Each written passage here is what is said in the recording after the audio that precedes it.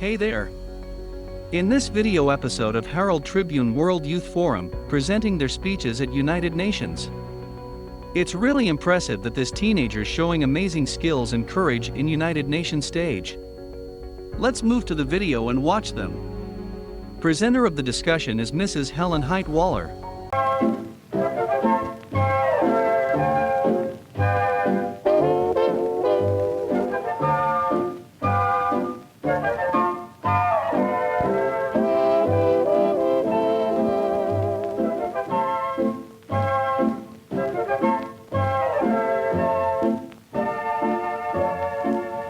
Vargas will speak first. America is a very generous country. Nations all over the world owe gratitude to her. She has sent us money, machines, aid under every possible form. And now, in addition to all that, she has given 32 students from 32 countries a mind-stretching experience which none of us shall ever forget. As a matter of fact, America is more used to hear thank you than to say thank you herself. We ourselves have said thousands, and we, no more than the countries which have accepted your help, do not like to be always on the receiving end. And we wonder what gifts we could make to you. I notice that the next speaker will maintain that asking questions is the source of democracy. Perhaps our best gift to you will be to tell you some of the questions we have been asking ourselves for the last 3 months when we compare the way of living to which we are used with what we have seen here. Naturally, we do not pretend to be big experts about America after 12 weeks in that country. But if there is one thing on which we can speak without too much incompetence, it is your high schools, because we know them by experience. Since January the 1st, we have been going to 5 different high schools, 5 days a week. We have gone to those high schools one after the other. And if we ever thought, while we were chosen, that we were going to enjoy 3 months of leisurely holiday, I can tell you it did not take us very long to understand we were mistaken. Since the very first moment we arrived in the schools, we began speaking 8 hours a day, answering questions, innumerable questions. Everything from, do you have any snow in Switzerland? Or would you please speak a little Swiss? To how do you reconcile Swiss neutrality with your responsibility as a European towards the EDC? This last question was asked by a student of the junior high school, by the way, which isn't too bad for him. As a matter of fact, we were challenged by so many people who wanted to ask us questions, to show us things, to take us places, that I think we pretty soon all wished to be gifted with ubiquity. Many people asked me, have you been to Chinatown in New York? And I said, why? And they said, because it's very much like Japan. And I asked, how did you know? Now, I think not knowing about somebody else or another country is all right. But if you think you know and really don't know, that's dangerous. American students asked me what we do about sports in my country. I said we play them. But I appreciated it very much when students who have only been given the chance to hear the Jewish side of our trouble with Israel asked me to tell them the Arab side. People always mix me, a girl from Bangkok, Thailand, up with the dancers from Bali. They ask me whether I can move my head back and forth, da da da da da da da da da da, like this. I come from Norway. I didn't quite know what to answer when somebody asked me if I knew a friend of his in Belgium. But I despaired still more when a boy in 7th grade asked me to give a brief survey of Norwegian architecture. The greatest difference I think almost all of us have noticed between our high schools and yours is that our high schools prepare us for college, whereas your high schools prepare you for the life of an American citizen. Actually, I think, at least in Jordan, that our high schools give us a more solid background in knowledge and culture. This makes it possible for a selected few to develop their individual gifts and talents. What happens is that our schools train a small group to become leaders, while American schools train all their students to be followers. And those who have the potential of leadership are often neglected. Our education is more thorough. We do not have elective subjects. We study in high school Arabic, Greek and Arab philosophy, English, the history of civilization starting 4,000 years back and up to modern times, physics, chemistry, and mathematics, plus religion. We do not have any time to study in school. That means 4 hours of homework, at least. In my high school in Norway, I have 15 different subjects, including 5 languages. In Switzerland, I have 13 subjects at once, even more homework than Raja has. My school day begins at 8, ends at 5, and I go to school on Saturdays. But Raja, when you were speaking about the education of the elite, I instinctively thought of the others. What do you do about them? In Switzerland, and I think it is true almost all over Europe, we have 2 different sorts of schools, which run side by side. At 10, the children choose between the one which will lead them to college and the other one which will lead them towards non-professional work. The level of the latter is about the same as that of your high schools in this country. But Philip, how is it possible for a 10-year-old to know whether he wants to study for a profession or not? In Norway, you don't have to make up your mind until you're 14. In Japan, during the last war, I remember we were taught that we were fighting for the emperor. He was divine, just like a god. And our enemy didn't have such an emperor, our teacher said. So it was clear that we Japanese were right. Because patriotism and worship for the emperor were the same thing.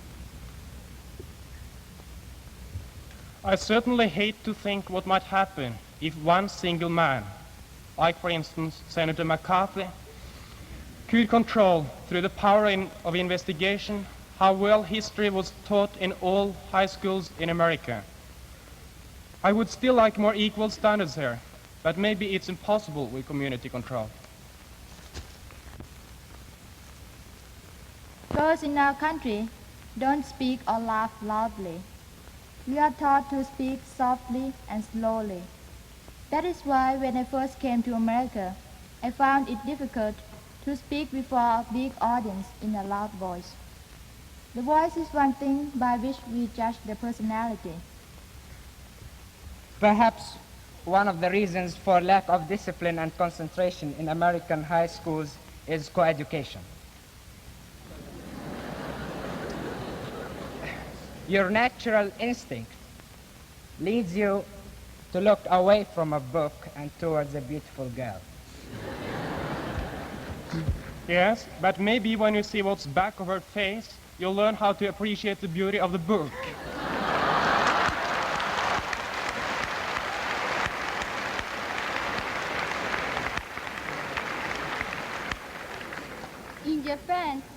In Japan, we have had co-education only since the war.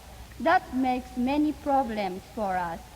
Parents say that girls behave like boys, but I don't agree. I think it's only when girls are together with boys that they are really ladylike. It doesn't matter which system you have. The important thing is to have self-control.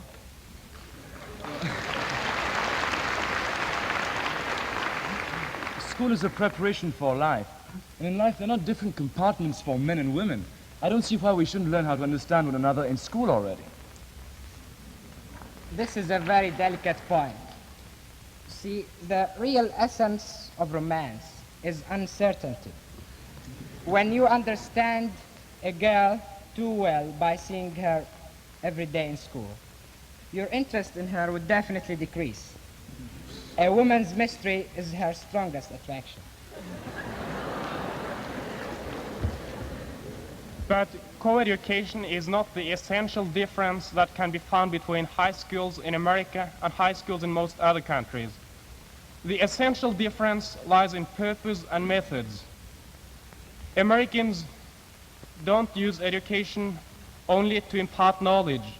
They also use it to develop a student's personality. I think this is the reason for so many clubs, practical subjects in school, and extracurricular activities.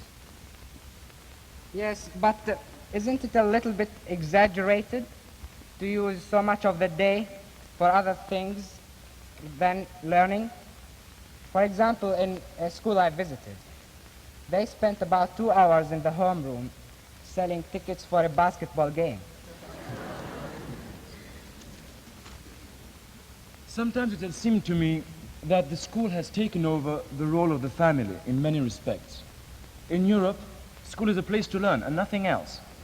Home economics, bookkeeping, hygiene, car driving, typewriting, sex education. These are matters which are taught at home, or at least they should be taught at home.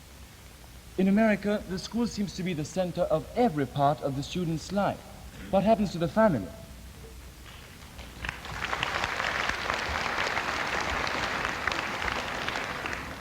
I also wonder what television is doing to the family at home. I think television is a wonderful invention. It's good for educational purposes. But I have the impression that in some families, it is having bad effect on family life. Maybe it can keep the family together at night, but does a family really need this artificial stimulus? I think television can keep parents and children away from talking and getting into real contact with each other. In Norwegian families, it's not at all unusual that parents and children can sit down and talk for hours together. Another question, does television make people passive? When you sit and watch television, you're just watching what other people have prepared for you. You don't create anything yourself. Also, television offers such a variety of impressions. On the television screen, there is always action. You switch from one station to another. You're always diverted. You never get a chance to concentrate. Little by little, you may forget what concentration is. I think there are some people here who are very dependent on entertainment because they forget how to entertain themselves, and so they are easily bored.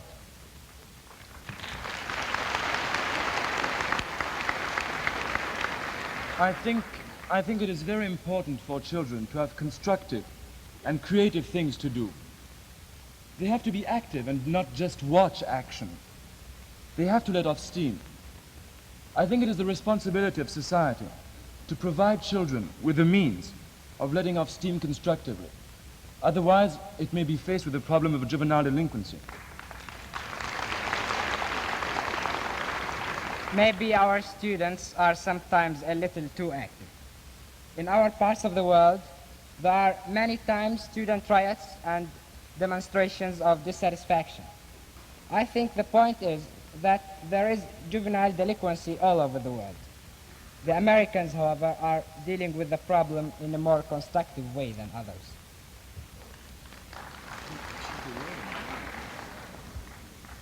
To sum up our feelings about your school, I think that we can say that on both sides of the Atlantic, we have gone a little too far, but in opposite directions. We in Europe have given too much importance to form, to scholarly knowledge, and perhaps to the education of an elite. Whereas here in America, perhaps you have not put enough stress on discipline and too much stress on extracurricular activities, on sports, and on social life. I think that if we could strike a good middle term between the two tendencies, both our school systems could improve.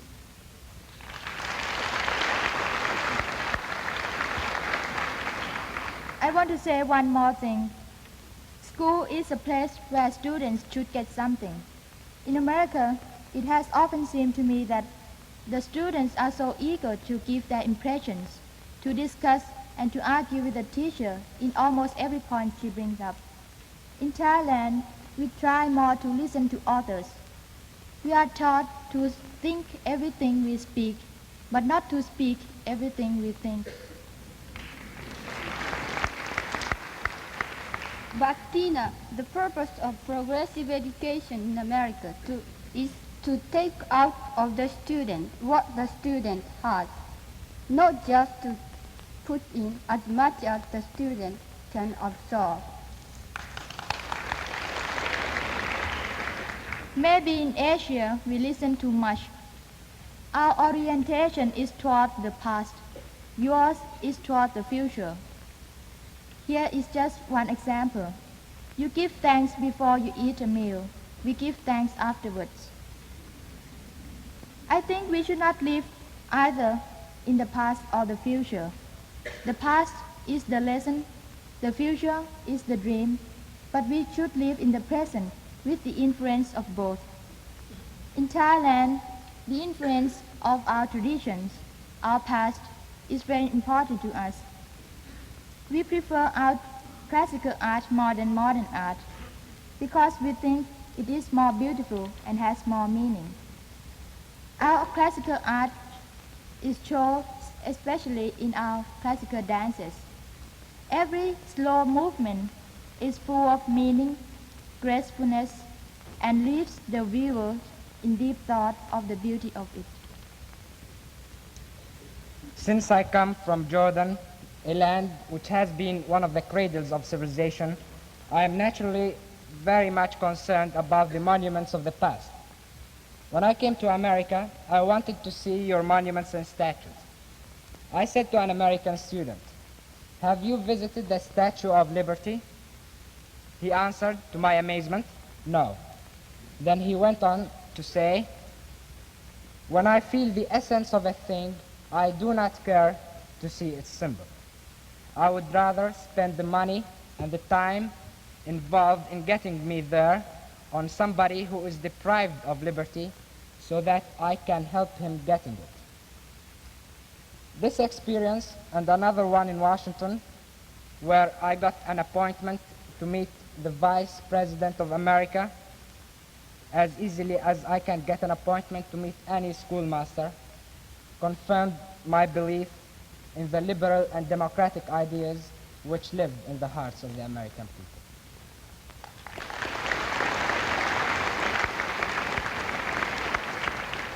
Yes, you have much here that we don't have in Asia.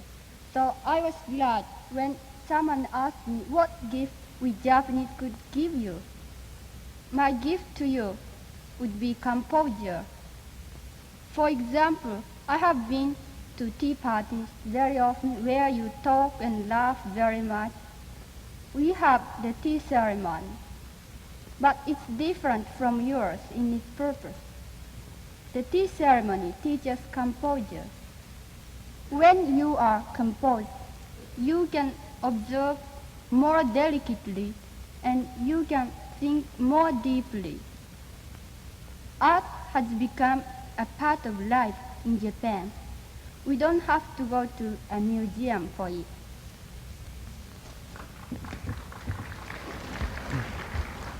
I have something quite different on my mind, and maybe something very surprising to you. As surprising as it was to me to be asked, how does it feel to be in a really democratic country? Of course, I agree that the United States is a democratic country. But maybe there is a danger to American democracy today, a danger which can most easily be seen by somebody from outside. In Norway, we learned during the last war what it meant to be afraid to speak our opinions. We have felt the horror of being gagged, and we never want to feel it again. Just because we haven't always had freedom, because we've had to fight for it, we have learned to love our freedom. But we cannot keep our freedom by restricting it. Since I came to the United States, I've heard and seen a lot of things that I don't understand. I've read proposals for special concentration camps for subversives in the armed forces.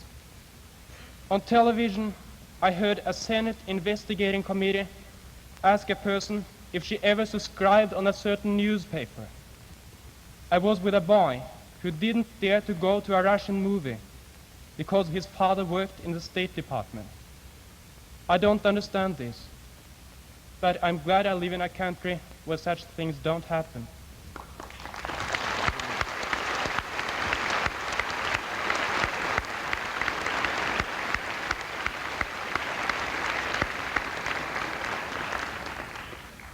I wonder if we could sum up now by telling you the thing which is most on our mind and which we'd most like to tell you on this, our last day with you in America. I would like to tell you this. Do not worry too much about what people in other countries think about you. Whatever you do, there will be some criticism. If you leave your soldiers in Europe, to take an example, there will be some people who will say that you are imperialists. If you take your soldiers away, other people will say that you are abandoning us cowardly. The people I like best in America were those who were interested in our criticisms, were capable of keeping their beliefs strong, and were not moved, and did not have their beliefs fall apart under our criticisms. This fundamental belief, as I understand it, is based on enlightened self-interest, on the idea that every country is responsible for the others on the world now, and that every country can and should be free. As long as you stick to this ideal, I'm sure you'll be able to live up to your role of world leadership.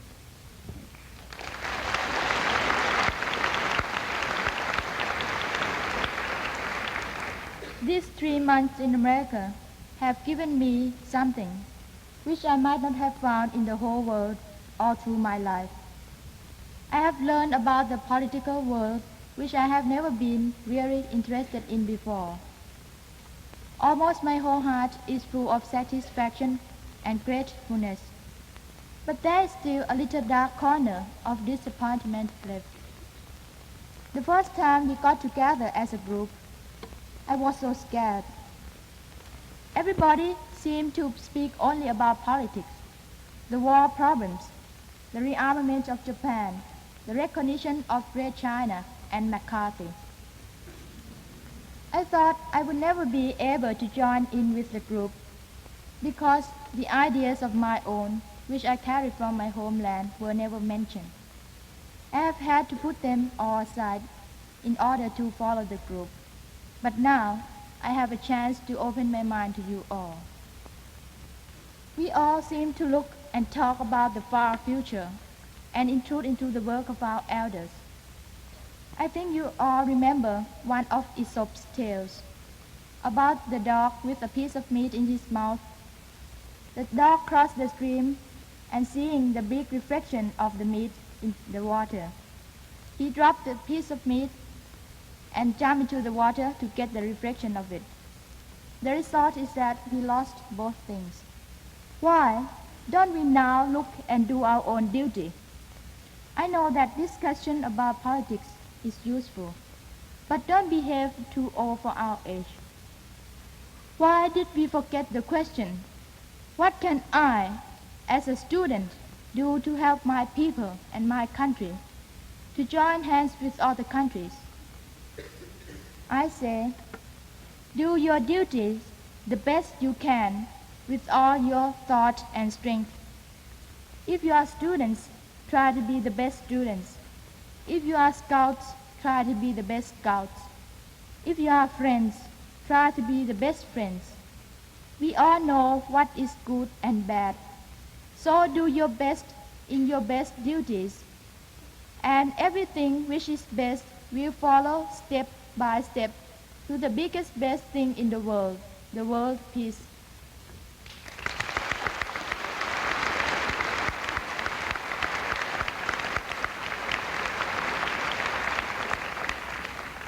In my school in Japan, I learned only about the material side of America, not about the spiritual side.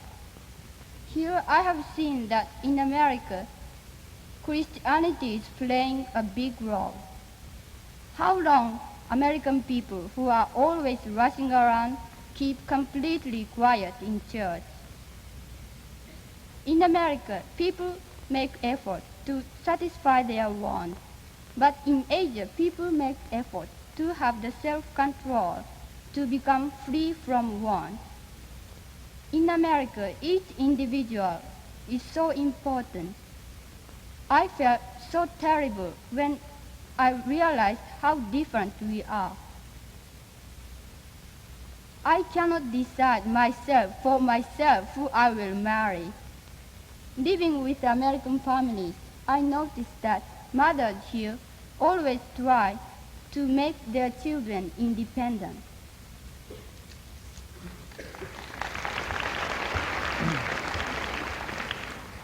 About 1 month ago, all the group was down in Washington together. We had a lot of experiences there, met the president, had lunch in the Congress, and so on. But I'll have to admit that what made the strongest impression on me was just one little placard I saw outside a church building with the words, "The Baptist church is being repaired, so we're having our services in the Jewish temple." That was all. The placard said so little, and yet it said so much. It told that here were people who were different in their ideas, but who respected each other, and who were concerned about other people's chances to express their particular feelings. I think that is the most important thing it is possible to learn. I don't think it is necessary that people agree. I don't even find it necessary that they always understand each other. What really counts is that everybody can tolerate ideas different from his own, and not only tolerate them, but be willing to fight for the right of the other fellow to express his opinions.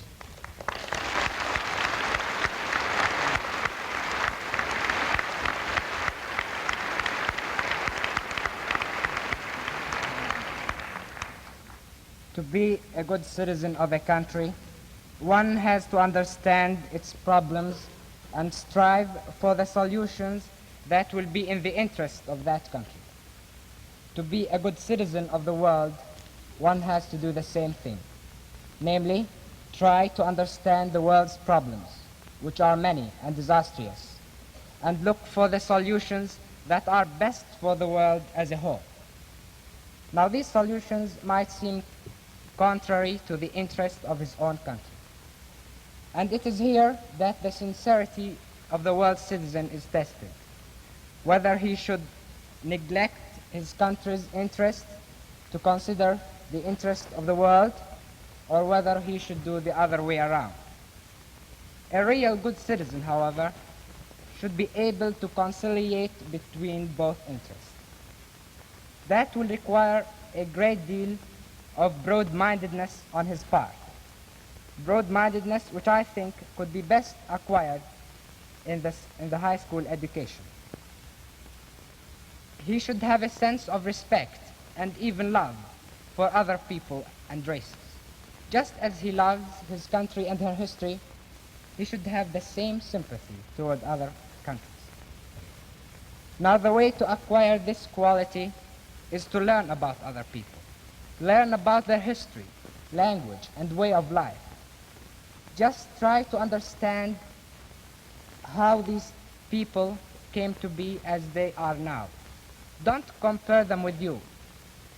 Just try to see how they make mistakes, and you will understand why and how they try to justify their mistakes. Just see them as they are.